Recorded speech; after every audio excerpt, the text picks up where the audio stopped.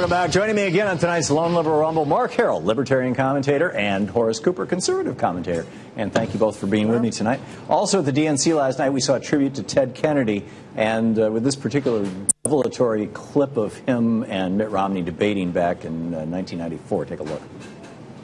I believe that abortion should be safe and legal in this country. I believe that since Roe v. Wade has been the law for 20 years, that we should sustain and support it. And I sustain and support that law and the right of a woman to make that choice. On the question of the choice issue, I have supported the Roe v. Wade. I am pro-choice. My opponent is multiple choice.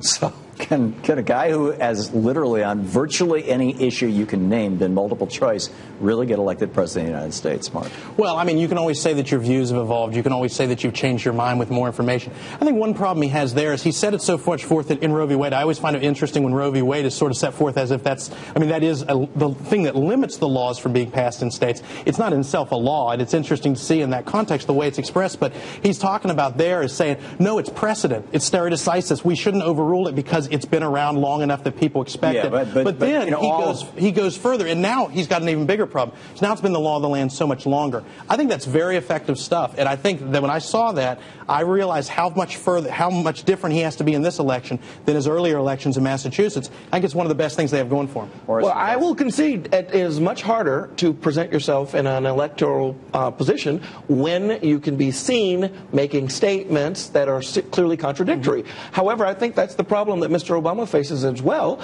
He made a lot of statements in the walk-up to getting elected as president, and people are just asking, well, let's see what you said and what you've done. And unfortunately, tried to doesn't count. Incomplete is a failure. Stop you in the Senate. Well, you know, I'm sorry, elect me president as long as there are no Republicans. Harry Truman called out a do-nothing Congress, and it worked. We'll see if Barack Obama calling out a do-nothing Congress worked. But one of the things that he did do is he saved General Motors and Chrysler. 1.2 million vehicles were sold last month by General Motors, Chrysler, and Ford since Bush's great, this is the best number since Bush's Great Recession began in 2007. Big three automakers also saw huge sales increases year over year.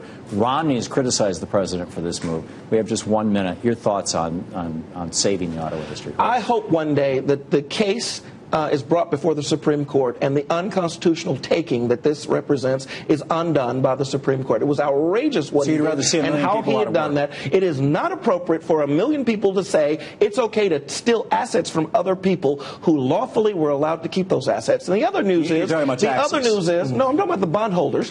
The other news is that these companies still fundamentally have the same problems that they had before this managed bankruptcy occurred, and those problems, until they are dealt with, are likely to lead to the same outcome, another bankruptcy. New hires come in at $14, $15 an hour instead of $30 an hour. I mean, we're seeing the middle class collapse. You know, the Republican strategy over the last 30 years. The 54.5 mile per gallon requirement that Mr. Obama is doing is going to destroy the American automotive industry. Come on, most of Europe is already there.